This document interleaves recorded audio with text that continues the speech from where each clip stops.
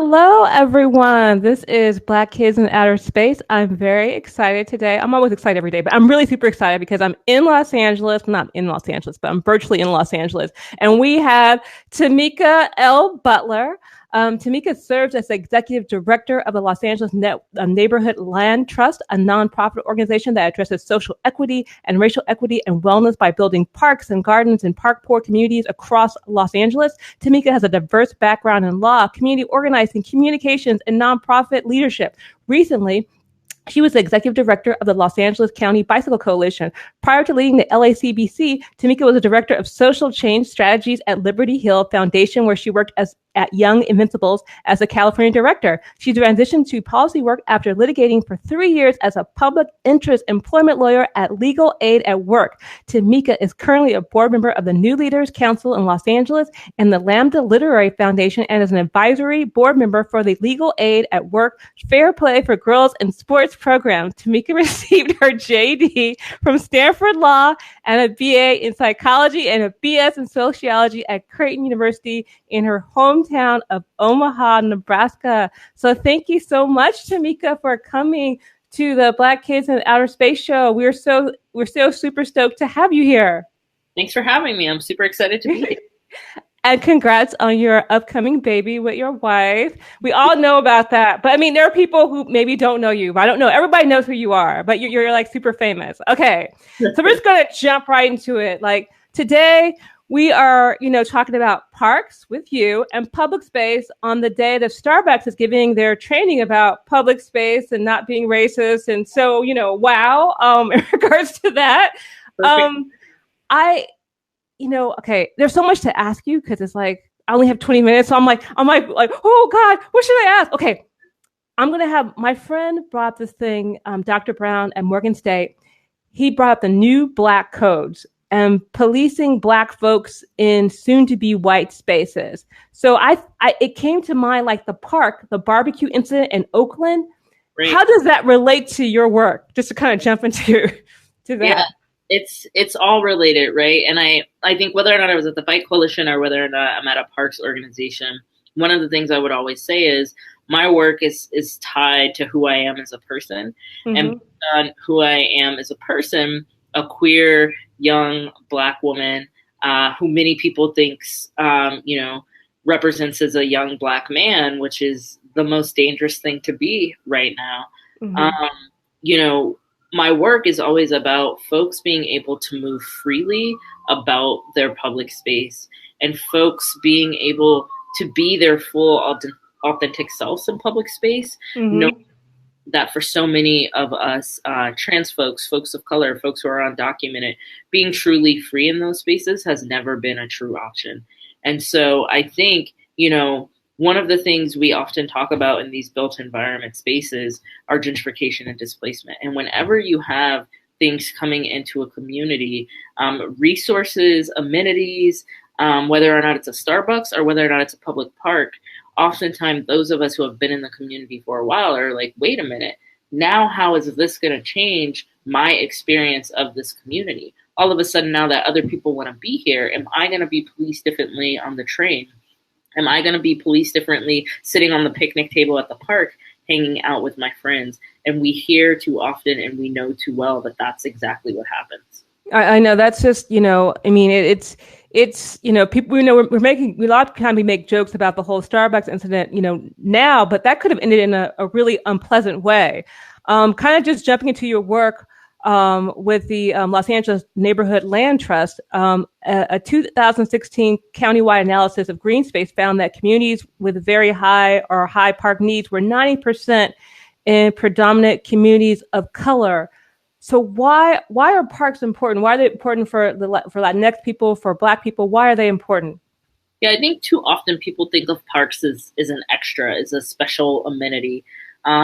And the story I always tell is when I was on the board of Trust South LA, an affordable housing developer and transportation organization here in South Central, one of our residents was on a panel and she said once, just because I'm Latina, just because my skin is Black, why do I have to choose? Why do I have to choose between affordable housing a safe neighborhood where Mm-hmm. my kids can be outside playing and not worrying about all the cars speeding by, access to green space and healthy air that I could breathe. Like, why do I have to choose?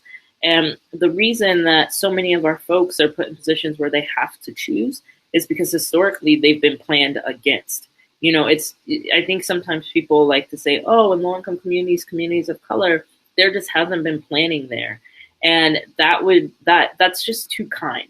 It's not just Mm-hmm. that there hasn't been planning there. These communities have been historically planned against.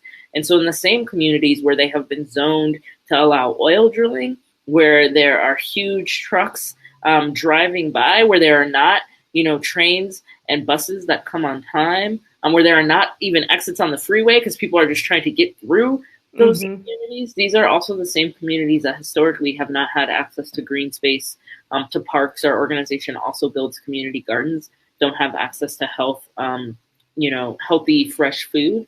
And for us, we know it's because of white supremacy and institutional racism. And everybody's always like, why do you have to go there? And it's, because we already know this. When you read The Color of Law, which a lot of people in our space were really talking about when it first came out, a lot of it is about redlining and affordable housing and how Black folks were kept from truly being able to thrive by being unable to own land and housing. And it's a small part of the book, but there is a part that's like, yo, when the court started saying you can't do this with housing, government started saying, fine, we'll just zone this for park space because we can still segregate at the pool. We know we can still segregate at the park. And so, parks they bring people together. They're so important to so many communities, whether or not, you want to acknowledge it. Like, parks are so core to the vibrancy of different communities. So when you look at white supremacist rallies in the South, they started at a park. Is that a use I would want for it? No, but we know that folks come together. Folks create community. You're often interacting with folks who you wouldn't otherwise interact with. It's green space. It's better for the environment. It's better for the air. It's better for public health. I mean, the benefits of parks and green space are endless, and it's not, unintentional that our folks in low income communities and communities of color have been denied that resource for too long. Well, I've become an expert of Tamika Butler, and I actually was watching a video, and you brought up Madison Grant and the passing of the Great Race, and how he was like he kind of started the park system. You want to talk a little bit about that? Because I don't think people even like have any idea. Like, it's not just, oh, we just forgot. It's like we actively planned. Right. It's so true, right? You look at the national park system now, and you look at any data for the national park system, and you will see that folks of color are attending and going to national parks at a lower rate than other folks. Why? Because we don't feel welcome there. Why don't we feel welcome there? Because we've been policed there, but not just that, because we know the system was created to keep us out. The national park system was created by white men like Madison Grant, who wrote a book that Hitler referred to as his Bible. Oh, he's a New Yorker. I want to point that out because I think people from on the East Coast kind of have this idea like, oh, we're not like that. Yes, you are. Okay. Right? Like, he wrote this book. Hitler called it his Bible. It's about preserving the Great Race, keeping immigrants and folks out. And let's just be honest about the national park system. Like, none of this land, unless you are indigenous to this country, unless you are Native American, this isn't really our land, right? Like, this is just stolen land we're inhabiting. So this park system was created to take land from the people who actually own it and to keep them out, and then to keep other folks of color out. And so it's where, white folks would go where they didn't have to be bothered because they knew they could exclude. And so you can't try to change, the park system. You can't try to change access to parks without being willing to acknowledge the racist history that it was founded upon, and the reality that you never wanted us there anyway. Mm-hmm. I mean, it's just disturbing. And your work, so much of your work intersects. Like, do you think? I want to ask you this other question before I ask you this question. I found this study by, I think his name is Cohen. It said children in Southern California, even if they were next to a park, they appeared to use it less. And it wasn't because of safety, and it wasn't because they weren't close to it, but because of time. So, I mean, you work with your employment, your social justice. I mean, do you see that as part of, just not having time? Like, like you said, as an extra? I don't know if that Yeah. was a question. So I mean, I think that is difficult, and I think it's not really just a time thing. I do think, particularly in low income communities of color, our young people have so many other responsibilities to their family, um, Mm-hmm. that sometimes it is unrealistic. We have a program at Fremont High School in South Central, our garden apprenticeship program. It's an after school program where we teach people about environmental justice, park equity, institutional racism, white supremacy, and growing their own gardens and making food with fresh ingredients. We host a farmers market where each school year we give out thousands of pounds of food for free to the community. And what we find there is we have to pay our students a stipend who participate in the program because Mm-hmm. they have other responsibilities. And so I think we have to acknowledge many of the struggles that low income folks of color face. But I actually think the reality is a lack of access. As you said, the Parks Needs Equity Assessment here in Los Angeles looked where the highest need was, and 90% of folks in those super high need areas were folks of color. And that is because many folks of color in LA do not have access to a 10-minute walk to a park. That is Mm-hmm. what our organization wants. We want all low income folks and folks of color to be able to walk 10 minutes to a park in their community because they deserve it. Well, have you left the transportation lane completely, or are you still like, is your foot like you got a toe like still in there, or no? I feel like I still have a whole body in there. Mm-hmm. Um, yeah, much to my wife's disappointment. Speaking of not having time, so I still do quite a bit of consulting on the side. Folks still find me, through TamikaButler.com, through my Twitter, through my Facebook. Reach out, have me do trainings. A few weeks ago, I was just in Portland doing a training for their kind of tri-county MTA agency and their Department of Transportation on equity and implementing equity strategies. So I'm still out in these streets. And for me, it's really because of what you said before. There are so many intersections. I think I'm in the parks and open space world now, but I still see transportation as crucial. I still see transportation as the lens and the prism through which we have to see all other social issues. Because like I said, when we're out here just trying to get free, we can't get free. If we can't get to where we're trying to go. You can't have economic or social mobility if there is no mobility at all. Well, that's true. Like, how do you get to a park if you have like a giant street that prevents you from getting to the park? But because the way the infrastructure is created, where it's like you're like, oh, I'm surprised. I mean, I this weekend I went and saw all these dead parks, and I call them dead because there was nobody in them. I'm like, you guys have policed these things to the point where no one is using them, and you're like, it's beautiful. I'm like, a park is not beautiful if no one's in the park. That's kind of like my thing. But I noticed, like, you do work in health. You've done work with Young Invincible, the LA County Bike Coalition. It's like a lot of the things that you have to do with health. Um, any personal connections to that? Any personal stories of why health is important, or even like intersectionality or health, or those two things? Yeah, absolutely. I think, whenever people are like, man, you leave your job every few years. What's the common link? I think folks of color, queer folks, and public health. I think those are the things that are essential to all of the work I do. Um, a lot of people know the reason I first got into biking and got into built environment. I'm not a transportation person. I'm not trained to do transportation work. Mm-hmm. All of it is self taught, but really common sense, I think. And I think for me, when as a young Black person with family that is very we're not chunky, we're big bone.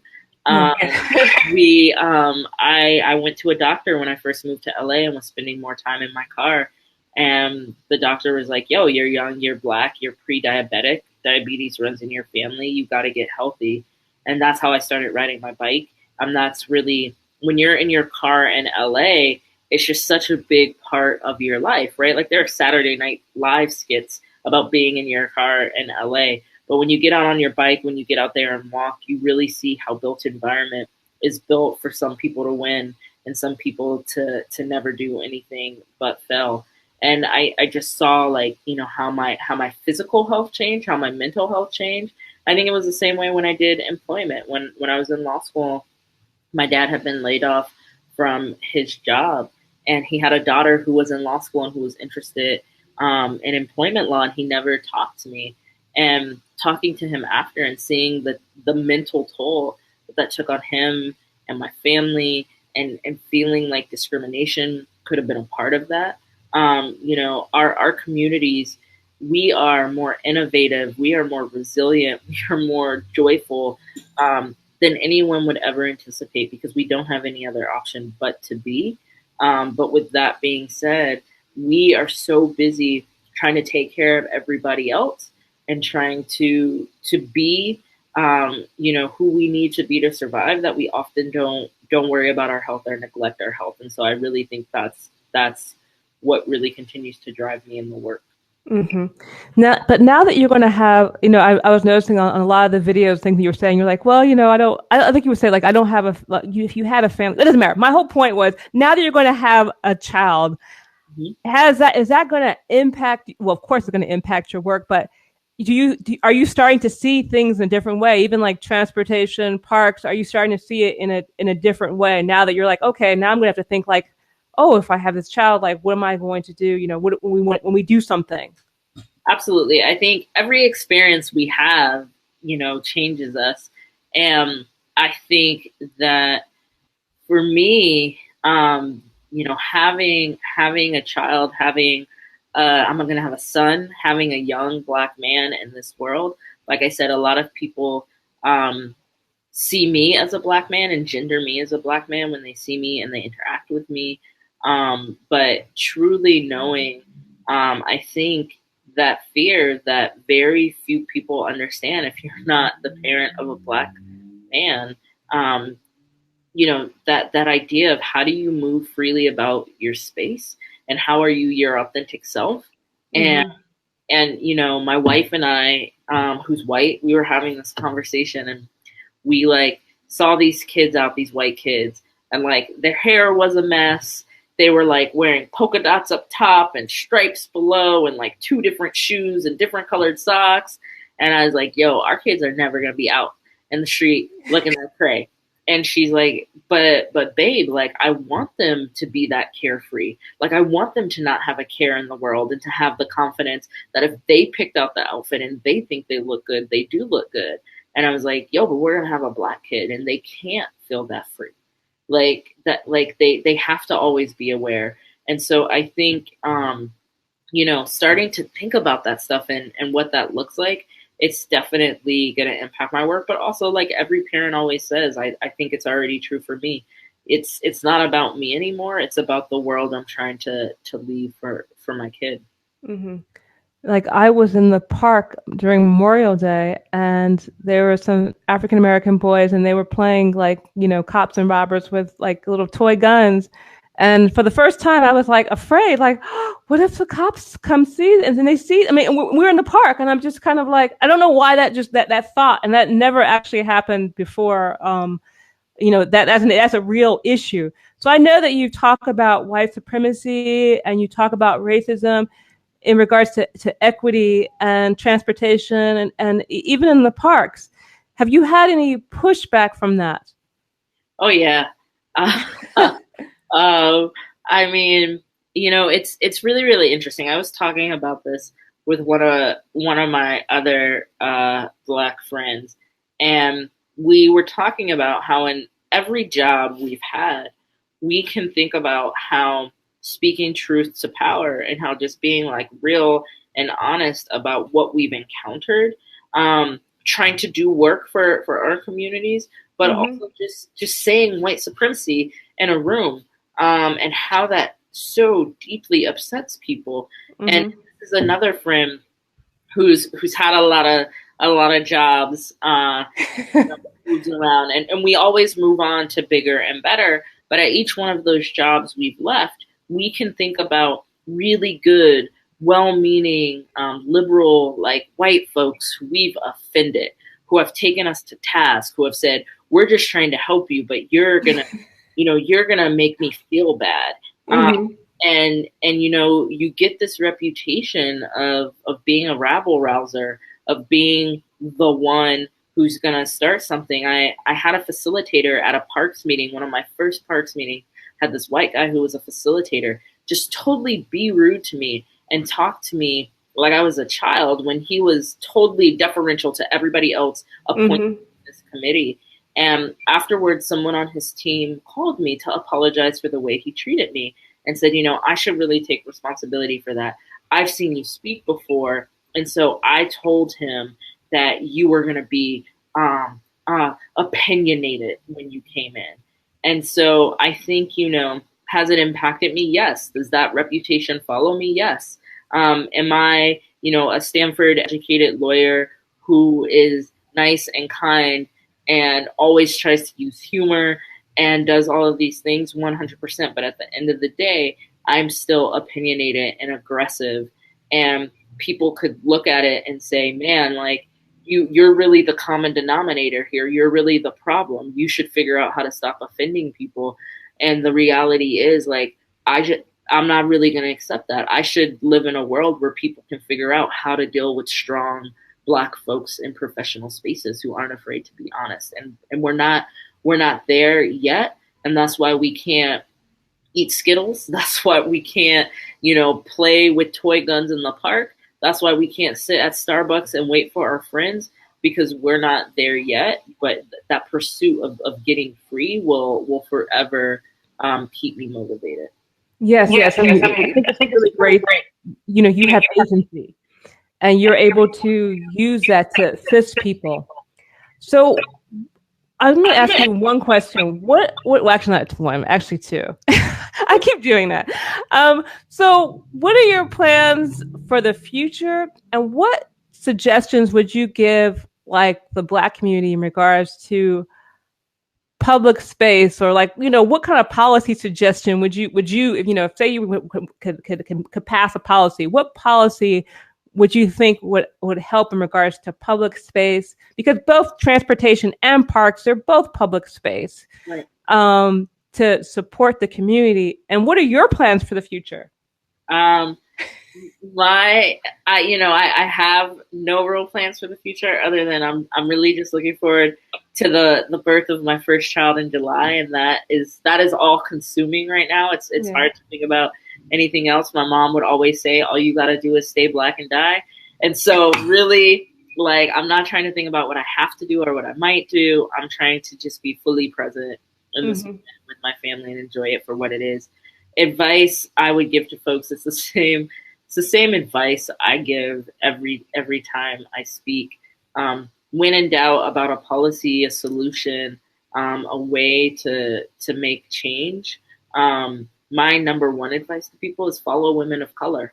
Always. Like, women of color have always been leading us, have always been saving us, have always been coming up with the solutions to the problems before we even knew they were problems. And I think the other advice I always give people is, don't be afraid to push. Don't be afraid to say no. Like, own your power. Own that, like, they need us more than we need them. And so how do you really play that out? How do we really wield that power? While at the same time knowing that you don't have to fight every fight. There are places where you won't feel safe. There are places where your life is at risk.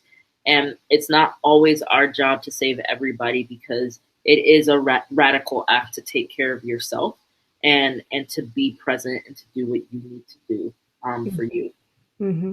And I'm gonna leave everybody with a quote that you have that you actually I think it was a Transalt one where you say you don't have to set yourself on fire to keep other people warm. I mean, I know that's not like your quote, but it was I always kind of I really love that, especially like I think Black women should actually really like, embrace that quote because it's really helpful.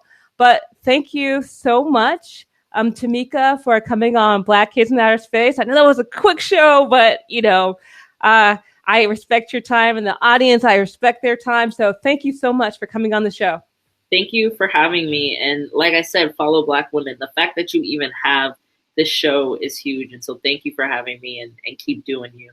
Okay. Thank you so much, Tamika. All right. Take Bye, care. everybody. Black kids in outer space. Black kids in outer space. Black kids in outer space.